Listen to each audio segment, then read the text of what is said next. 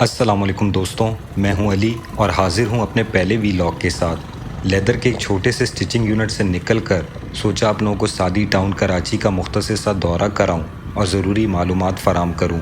यह है सादी टाउन का मेन रोड और मेन बाज़ार, जो कि 3 साल पहले जब मैंने यहाँ अपना स्टिचिंग यूनिट खोला था तो ना तो इतनी ज़्यादा शॉप्स थी और ना इतनी चहलकदमी।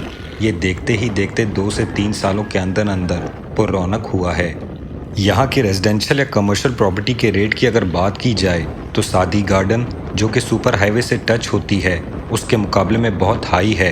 इसलिए हम जैसे लोग तो भाई रेंट पे ही बात कर सकते हैं, और वो ये कि 120 गज के एक पोर्शन का रेंट 25 से 30 हज़ार है, और अगर ब्रांड न्यू घर हो तो सिंगल पोर्शन 30 से 35 हज़ार तक रेंट पे आराम से मिल जाता है।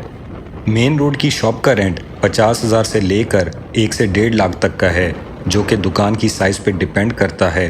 अलबत्ता इसकी गलियों में मौजूद दुकानों का रेंट 15 से 20 हज़ार है। सादी टाउन के 6 ब्लॉक्स हैं, 7 भी हो सकते हैं, नॉट कन्फर्म, और घरों की तादाद 1000 से 2000 के दरमियान तो लाजमी होगी। ब्लॉक 4 और ब्लॉक 5 को छोड़कर बाकी तमाम ब्लॉक्स में लोड शेडिंग का इशू रहता है।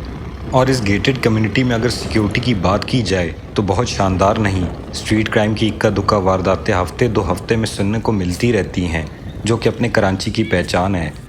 यहाँ की अच्छी बात यह है कि पुरसकून और पुरफिज़ा जगह है, जहाँ पोल्यूशन अंदरूने कराची से बहुत कम और ट्रैफिक भी।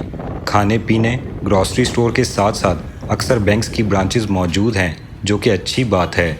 ओवरऑल मैं सादी टाउन कराची को रेट करूँगा 7 आउट ऑफ 10। वो भी इसलिए कि इसके अंदर की गलियां पतली और रोडों की हालत बहुत अच्छी नहीं है। वीडियो पसंद आई हो तो लाइक शेयर के साथ साथ चैनल को प्लीज़ सब्सक्राइब करना ना भूलें।